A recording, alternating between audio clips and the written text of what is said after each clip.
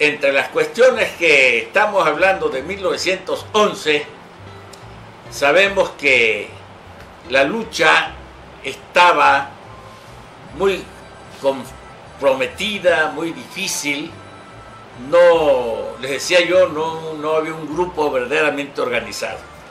Tenemos que aceptar que ninguno de los grupos revolucionarios tenían la fuerza, la decisión, en último caso, de atacar la capital del estado. No, allá estaban por las sabanas de Huimanguillo, y les decía yo que un poco después, en 1913, va a surgir la Brigada Usumacinta, que estaba ya peleando, ¿verdad?, con Luis Felipe Domínguez Suárez y su hermano, con sus peones, que eran los soldados, y claro, a Luis Felipe Domínguez se sumó un señor de apellido Preve, se sumó Pablo Gamas, allá andaba Perico Sánchez Magallanes, que se fue a reunir con la Brigada Usumacinta.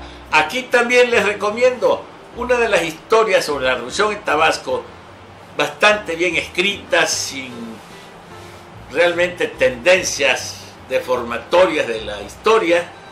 Es la de Manuel González Calzada, donde allí encontrarán ustedes una relación completa de los revolucionarios que surgen en el 10, en el 11 y en el 13, porque pues hubieron algunos revolucionarios como Isidro Cortes, que desde el inicio estuvo él en el movimiento, Pedro Torruco y otros más, que desde siempre estuvieron pues participando en los movimientos de la revolución. Hay que reconocer que la fuerza mayor que llegaron a reunir estos grupos revolucionarios fue de 1000 elementos, no más. Allí se tienen datos que allá por las sabanas de Huimanguillo, después de la derrota de Aldama, andaban 100, 150 paisanos con las armas al hombro. Va a correr el tiempo y vamos a tener el problema de que Madero llega a la presidencia de la República, pero sabemos todas las debilidades que tuvo don Francisco y Madero. No se decidió a derramar sangre como lo exige toda revolución armada, y así que don Francisco y Madero trata de llevar las cosas con la mayor tranquilidad, con las menos muertes posibles. Era la idea de don Francisco, y todo lo quería llevar a la cuestión electoral, a la cuestión política, de resolverlos por esa vía civilizada, vamos a llamar. Pero sabemos cómo Victoriano Huerta, a través de argucias y demás, logra que don Francisco lo nombre jefe de las fuerzas, especialmente allí en la ahora Ciudad de México. Y sabemos también cómo los obliga a él y a Pino Suárez a renunciar a la presidencia y vicepresidencia, y después de eso los mata, los asesina en la penitenciaría allí de la Ciudad de México, entonces Distrito Federal. Sabemos que Carranza, con un grupo de seguidores allá en la hacienda de Guadalupe, en Coahuila, en 1913, unos días después, 23 de marzo de 1913, da a conocer el plan de Guadalupe, por el que desconocía el gobierno de Huerta, desconocía a todos los gobernadores que no estuvieran de acuerdo con ese plan, que estuvieran apoyando el movimiento constitucionalista. Allí surge el ejército constitucionalista y se nombra a Venustiano Carranza jefe de ese ejército. Corren los días, la lucha muy fuerte allá en el norte donde ya está Pancho Villa, aparece Álvaro Obregón, Plutarco Elías Calles, Pánfilo Natera en el Sonora, en el oeste o noroeste, y una serie de revolucionarios que van a aparecer en la historia nuestra. El caso es que acá en Tabasco no pasaba a mayores, es la realidad. Se dieron casos muy tristes en que entre los mismos revolucionarios se mataron. El hermano de Áureo L. Calles, que estaba allí también en ese grupo y que llegó a ser gobernador del estado, como ustedes recordarán, fue muerto de esa forma.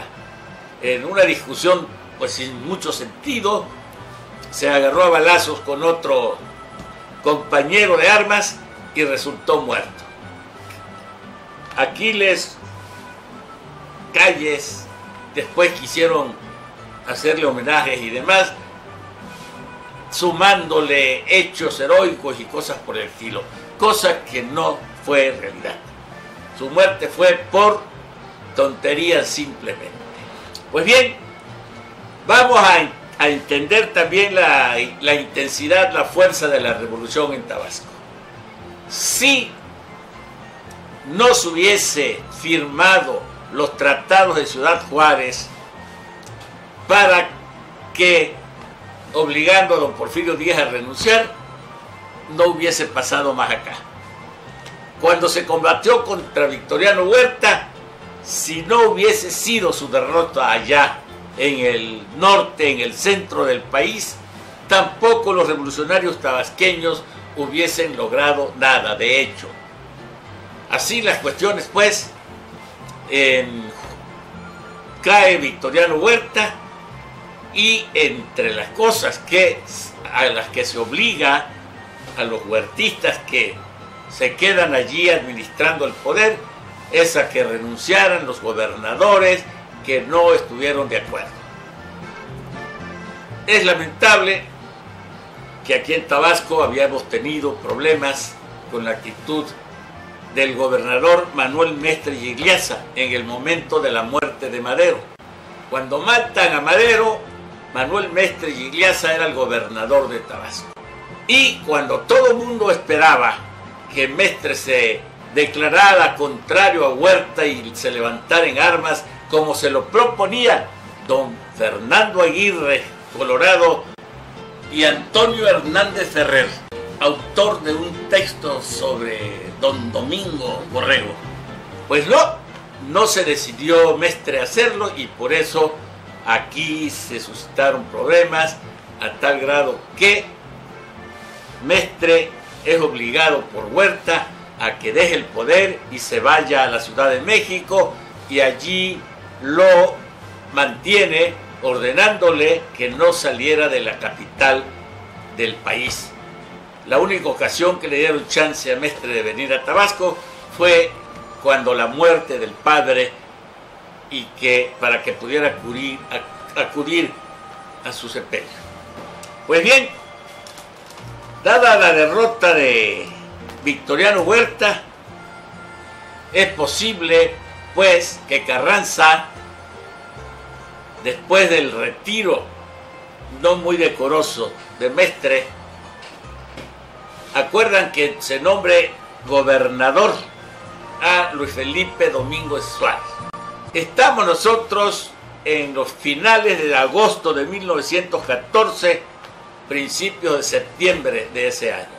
Luis Felipe Domínguez lo nombran gobernador porque era el único revolucionario tabasqueño a quien Carranza le había reconocido el grado de general. En un momento dado, Luis Felipe Domínguez buscó a Carranza para pedirle que le diera el grado de general, y Carranza, por una u otra razón, se lo da. Así que al caer Victoriano Huerta y revisar la situación en Tabasco, se encuentra don Venustiano, que el único que tenía el grado reconocido de general era Luis Felipe Domínguez.